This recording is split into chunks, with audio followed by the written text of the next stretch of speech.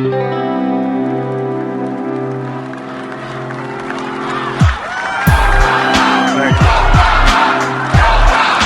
you.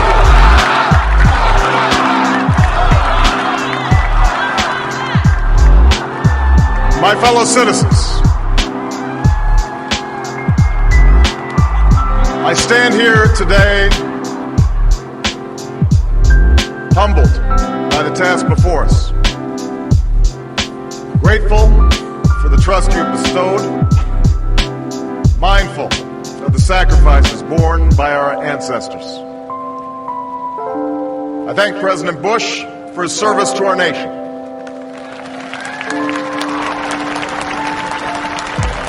As well as the generosity and cooperation he has shown throughout this transition.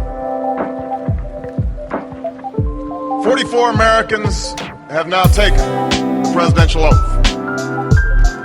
The words have been spoken during rising tides of prosperity and the still waters of peace. Yet, every so often, the oath is taken amidst gathering clouds and raging storms. In these moments, America has carried on not simply because of the skill or vision of those in high office, but because we, the people, have remained faithful to the ideals of our forebears and true to our founding documents. So it has been, so it must be with this generation of Americans. That we are in the midst of crisis is now well understood. Our nation is at war against a far-reaching network of violence and hatred. Our economy is badly weakened, a consequence of greed and irresponsibility on the part of some, but also our collective failure to make hard choices and prepare the nation for a new age. Homes have been lost, jobs shed, businesses shuttered. Our health care is too costly, our schools fail too many, and each day brings further evidence that the ways we use energy strengthen our adversaries and threaten our planet. These are the indicators of crisis, subject to data and statistics. Less measurable, but no less profound, is a sapping of confidence across our land. A nagging fear that America's decline is inevitable, that the next generation must lower its sights. Today, I say to you that the challenges we face are real. They are serious and they are many. They will not be met easily or in a short span of time. But know this, America, they will be met.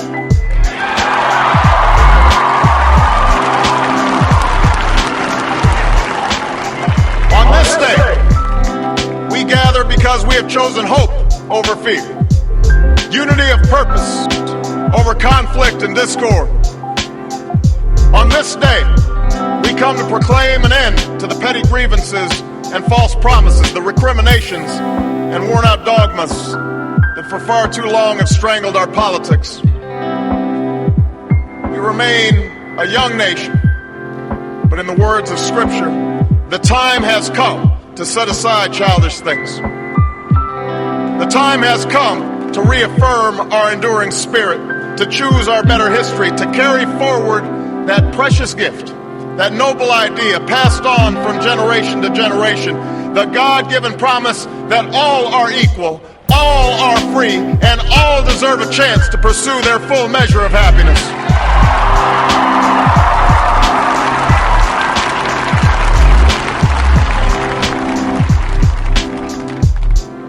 In reaffirming the greatness of our nation, we understand that greatness is never a gift. It must be earned. Our journey has never been one of shortcuts or settling for less. It has not been the path for the faint-hearted, for those who prefer leisure over work or seek only the pleasures of riches and fame. Rather, it has been the risk-takers, the doers, the makers of things, some celebrated, but more often men and women obscure in their labor, who have carried us up the long, rugged path towards prosperity and freedom. For us, they packed up their few worldly possessions and traveled across oceans in search of a new life. For us, they toiled in sweatshops and settled the West, endured the lash of the whip, and plowed the hard earth. For us, they fought and died in places like Concord and Gettysburg, Normandy and Quai San. Time and again, these men and women struggled and sacrificed and worked till their hands were raw so that we might live a better life. They saw America as bigger than the sum of our individual ambitions, greater than all the differences of birth or wealth or faction. This is the journey we continue today. We remain the most prosperous, powerful nation on earth. Our workers are no less productive than when this crisis began. Our minds are no less inventive, our goods and services no less needed than they were last week or last month or last year. Our capacity remains undiminished. But our time of standing pat, of protecting narrow interests and putting off unpleasant decisions, that time has surely passed. Starting today, we must pick ourselves up, dust ourselves off, and begin again the work of remaking America.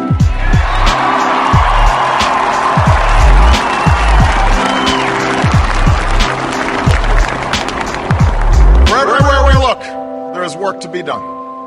The state of our economy calls for action, bold and swift, and we will act, not only to create new jobs, but to lay a new foundation for growth. We will build the roads and bridges, the electric grids and digital lines that feed our commerce and bind us together. We will restore science to its rightful place and wield technology's wonders to raise healthcare's quality and lower its cost. We will harness the sun and the winds and the soil to fuel our cars and run our factories, and we will transform our schools and colleges and universities to meet the demands of a new age. All this we can do. All this we will do.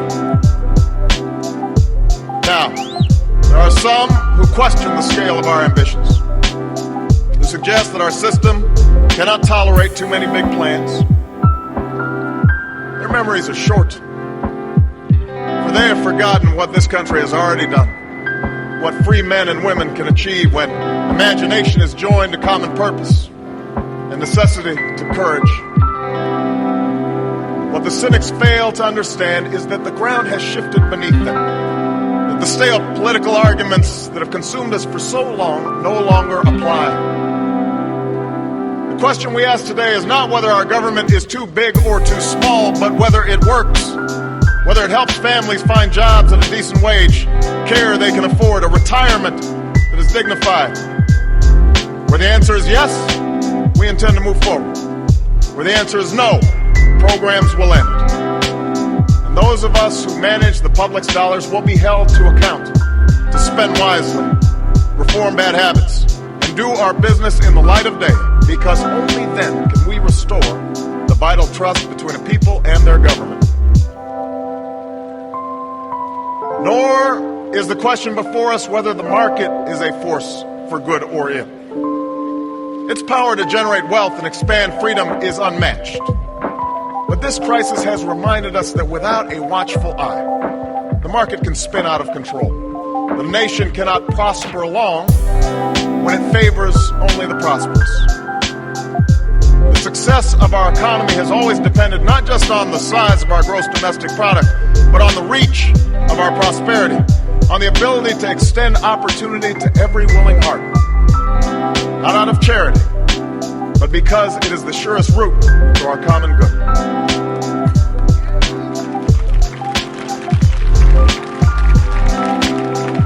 As for our common defense, we reject as false the choice between our safety and our ideals.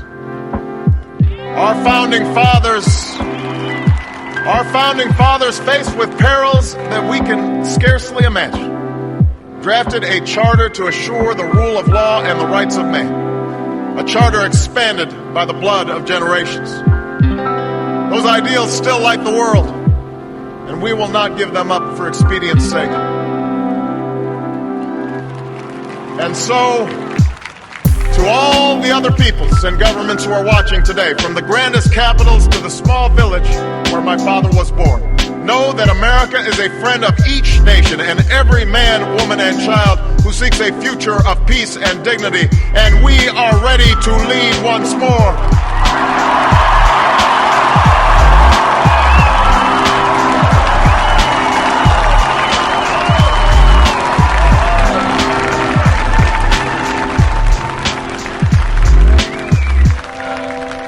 Recall that earlier generations faced down fascism and communism not just with missiles and tanks, but with the sturdy alliances and enduring convictions.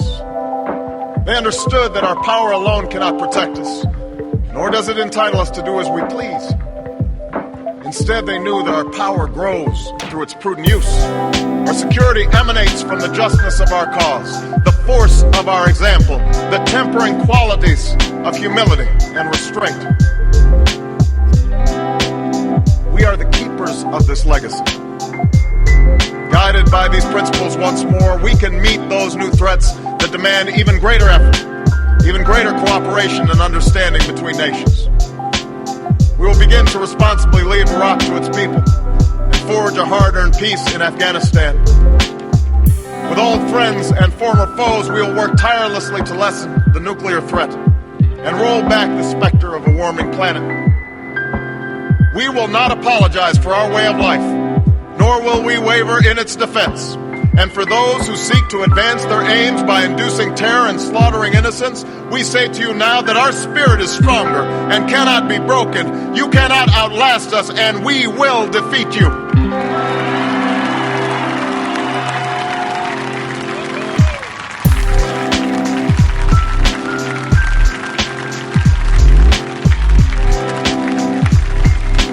For we know that our patchwork heritage is a strength, not a weakness. We are a nation of Christians and Muslims, Jews and Hindus, and non-believers. We are shaped by every language and culture, drawn from every end of this earth. And because we have tasted the bitter swill of civil war and segregation and emerged from that dark chapter stronger and more united, we cannot help but believe that the old hatreds shall someday pass, that the lines of tribes shall soon dissolve, that as the world grows smaller, our common humanity shall reveal itself, and that America must play its role in ushering in a new era of peace. To the Muslim world, we seek a new way forward, based on mutual interest and mutual respect. To those leaders around the globe who seek to sow conflict or blame their society's ills on the West, know that your people will judge you on what you can build, not what you destroy.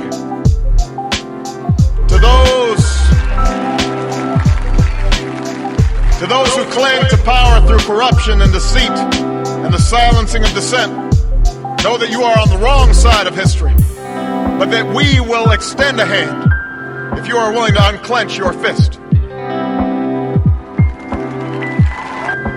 To the people of poor nations, we pledge to work alongside you to make your farms flourish and let clean waters flow, to nourish starved bodies and feed hungry minds. To those nations like ours that enjoy relative plenty, we say we can no longer afford indifference to the suffering outside our borders, nor can we consume the world's resources without regard to effect. For the world has changed, and we must change with it. As we consider the road that unfolds before us, we remember with humble gratitude those brave Americans who, at this very hour, patrol far-off deserts and distant mountains. They have something to tell us, just as the fallen heroes who lie in Arlington whisper through the ages. We honor them not only because they are the guardians of our liberty, but because they embody the spirit of service, a willingness to find meaning in something greater than themselves. And yet, at this moment, a moment that will define a generation, it is precisely this spirit that must inhabit us all. For as much as government can do and must do, It is ultimately the faith and determination of the American people upon which this nation relies. It is the kindness to take in a stranger when the levees break.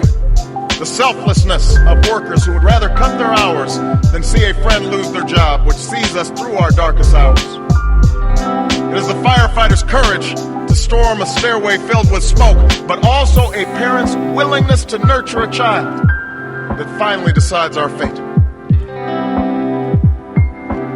Our challenges may be new. The instruments with which we meet them may be new. But those values upon which our success depends, honesty and hard work, courage and fair play, tolerance and curiosity, loyalty and patriotism, these things are old. These things are true. They have been the quiet force of progress throughout our history. What is demanded then is a return to these truths. What is required of us now is a new era of responsibility, a recognition on the part of every American that we have duties to ourselves, our nation, and the world. Duties that we do not grudgingly accept, but rather seize gladly, firm in the knowledge that there is nothing so satisfying to the spirit, so defining of our character, than giving our all to a difficult task. This is the price and the promise of citizenship. This is the source of our confidence, the knowledge that God calls on us to shape an uncertain destiny. This is the meaning of our liberty and our creed, why men and women and children of every race and every faith can join in celebration across this magnificent mall. Why a man whose father less than 60 years ago might not have been served at a local restaurant can now stand before you to take a most sacred oath.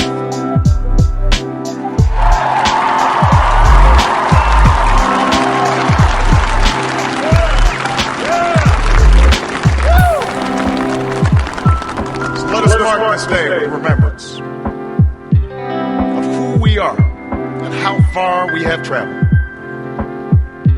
In the year of America's birth, in the coldest of months, a small band of patriots huddled by dying campfires on the shores of an icy river. The capital was abandoned. The enemy was advancing. The snow was stained with blood. At a moment when the outcome of our revolution was most in doubt, the father of our nation ordered these words be read to the people. Let it be told to the future world that in the depth of winter, when nothing but hope and virtue could survive, that the city and the country, alarmed at one common danger, came forth to meet it. America, in the face of our common dangers, in this winter of our hardship, let us remember these timeless words. With hope and virtue, let us brave once more the icy currents and endure what storms may come. Let it be said by our children's children that when we were tested, we refused to let this journey end, that we did not turn back nor did we falter. And with eyes fixed on the horizon and God's grace upon us, we carried forth that great gift of freedom and delivered it safely to future generations. Thank you. God bless you. And God bless the United States of America.